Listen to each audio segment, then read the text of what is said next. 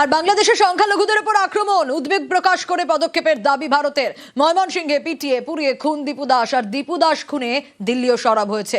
দোষীদের বিরুদ্ধে কঠোর শাস্তির দাবি ভারতের। बांग्लादेश में अल्पसंख्यकों जिसपे हिंदू भी हैं, ईसाई भी हैं, बौद्ध धर्म के लोग भी हैं, उनके खिलाफ लगातार हिंसा हो रही है। ये एक गंभीर चिंता का विषय है। हाल ही में मेमनसिंह में एक हिंदू युवा की हत्या हुई, उसकी हम घोर निंदा करते हैं। हम ये भी उम्मीद करते हैं कि अपराधियों को जल्द से जल्द कटघरे में लाया जाएगा। स्वतंत्र सूत्रों के अनुसार पिछले इस अंतरिम सरकार के कार्यकाल में 2900 ऐसे वारदात सामने आई हैं जो हत्या से संबंधित है, या आगजनी से हो, या जमीन हड़पने के मामले से हो। और इन घटनाओं को मीडिया की जातीय शक्ति या कहकर या राजनीतिक हिंसा बताकर इसको नजरअंदाज या दरकिनार नहीं किया जा सकता। আর বাংলাদেশে অত্যাচারিত সংখ্যালঘুরা কলকাতায় প্রতিবাদে শুভেন্দু অধিকারী। বাংলাদেশে ডেপুটি হাই কমিশনের ডেপুটেশন। বাংলাদেশে হিন্দুদের ওপর অত্যাচারের সরব বিরোধী দলনেতা। ময়মনসিংহে পিটিয়ে পুড়িয়ে খুন দীপু দাস, রাজবাড়ীর পাংশা উপজেলায় অমৃত মণ্ডলকে পিটিয়ে খুন। বাংলাদেশে হিন্দুদের ওপর অত্যাচারে প্রতিবাদে পথে শুভেন্দু অধিকারী।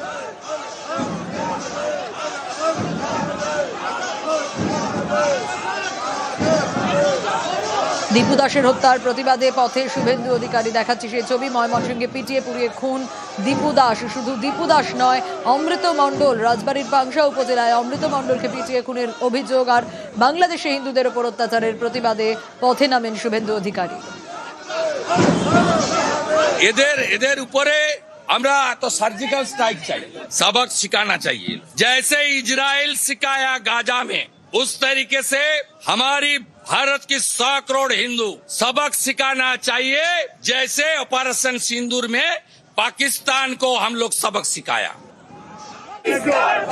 বঙ্গীয় হিন্দু মহামঞ্চের বিক্ষোভ। শিলিগুড়ির ছবি দেখাচ্ছি। শিলিগুড়িতে বাংলাদেশের সোনালী ব্যাংকের সামনে বিক্ষোভ চলে। দেখাচ্ছি সেই ছবি, সেই সময়কার ছবি দেখছেন আপনারা শিলিগুড়ি। সেখানে সংখ্যালঘুদের উপর আক্রমণ, অত্যাচার চলছে। যেভাবে আমাদের ভাই দীপু দাসকে হত্যা করা হলো, তারপরেও বাংলাদেশ একটা মাত্র কথা বলছে না। আরো ওদের ছাত্র নেতারা আমাদের 7 সিস্টার এইসব দখল করার হুমকি দিচ্ছে। আমরা বাংলাদেশকে হুঁশিয়ারি দিতে চাই, যদি আমাদের ওই দিককার ওই পারের হিন্দুরা সুরক্ষিত না থাকে, তাহলে ভারতবর্ষেও বাংলাদেশিরা কিন্তু সুরক্ষিত থাকবে না। আমাদের সমস্ত সরকারের কাছে আবেদন, বাংলাদেশের সাথে সব রকম সম্পর্ক বিচ্ছিন্ন করুন। আমরা এখানে কোনো বাংলাদেশিদের কাজ করতে দিব না। আর বাংলাদেশে দীপু দাস খুনের প্রতিবাদ, কলকাতায় হিন্দু সংহতির ডাকে মিছিল। সেই ছবি দেখাচ্ছি। শিয়ালদা থেকে বাংলাদেশ ডেপুটি হাই কমিশন পর্যন্ত মিছিল আটকাতে পুলিশের ব্যারিকেড করা হয় বেকবাগানে।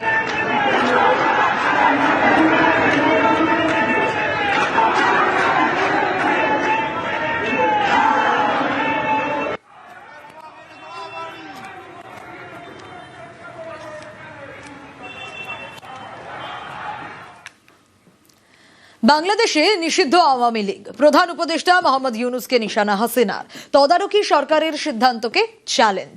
দলকে সুসংগঠিত করে প্রতিবাদের ডাক হাসিনার। জনগণকে সঙ্গে নিয়েই প্রতিরোধ গড়ার ডাক। একটা অবৈধ ক্ষমতা দখলকারী নিষিদ্ধ বললো আসে নিষিদ্ধ হয়ে যাবে? নিষিদ্ধ হবে না, কারণ জনগণই আমাদের শক্তি। 6 কোটির উপর মানুষ আবার দরিদ্র হয়ে গেছে। তো দরিদ্র না থাকলে ইউনূসের সুদের ব্যবসা হবে না। ছাত্রলীগের না হলেও প্রায় 25,000-এর মতো নেতা কর্মীকে বন্দী করে তাদের উপর মানবেতর অত্যাচার করছে। এই অবস্থা থেকে একমাত্র পরিত্রাণের উপায় হলো দলকে সুসংগঠিত করে জনগণকে সাথে নিয়ে প্রতিরোধ গড়ে তোলা। যারা অত্যাচার করছে তাদের প্রত্যেককে চিনে রাখতে হবে। কাজে এদের বিচার আমরা করব।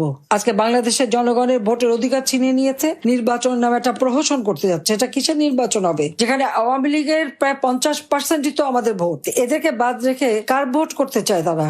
এই ইউনূসের মতো ফ্যাসিস্ট, দুর্নীতিবাজ, জঙ্গি ইউনূসকে ক্ষমতা থেকে হটিয়ে যুদ্ধাপরাধীদের এই লম্পঝম্প থেকে দেশকে মুক্ত করে বাংলাদেশের স্বাধীনতার চেতনা এবং স্বাধীনতার সুফল জনগণের ঘরে ঘরে পৌঁছাতে হবে। তার মেটিকুলাস ডিজাইনের মাধ্যমে চক্রান্ত করে তার মাস্টার মাইন্ড দিয়ে সে আমাকে ক্ষমতাচ্যুত করে ক্ষমতা দখল করেছে। আজকে তার কাজ একটাই, বাংলাদেশকে ধ্বংস করা। একটার পর একটা হত্যাকাণ্ড। 7.62 বুলেট কোত্থেকে আসলো? কারা এনেছে? কারা সাপ্লাই দিয়েছে? এখনো হাতে হাতে অস্ত্র। আর প্রত্যেকটা আওয়ামী লীগ নেতা কর্মীর বিরুদ্ধে মামলা, আর্থিকভাবে তাদেরকে পঙ্গু করে দিচ্ছে, মামলা দিয়ে হয়রানি করে একটা বিভীষিকাময় অবস্থা সৃষ্টি করেছে। প্রকাশ্য দিবালোকে কুপিয়ে কুপিয়ে মানুষ হত্যা করা, হাতে অস্ত্র নিয়ে, লাঠিসোঁটা নিয়ে, সেই প্রধান বিচারপতি থেকে শুরু করে চিফ জাস্টিস থেকে শুরু করে সবাইকে হামলা করে তাদেরকে পদত্যাগ করিয়ে সব জায়গায় দলীয় লোক বসানো। এটা তো জামাতে ইসলামী, তারা এই ব্যাপারে সক্রিয়। ইউনূসের কাজই হচ্ছে, সে তো এখন শিশু, নারী নির্যাতনকারী, গণহত্যাকারী। কারণ আওয়ামী লীগকে তারা নিশ্চিহ্ন করতে চায়। আওয়ামী লীগের নিষেধাজ্ঞা দিয়েছেন, স্বাধীনতা ভোগ তো করছেন।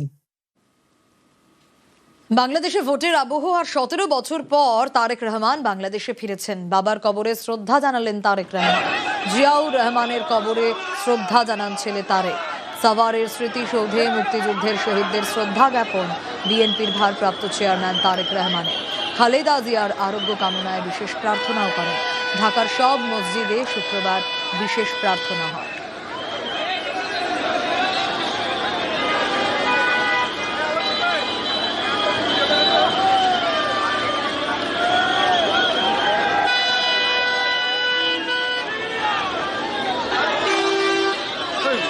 Hey.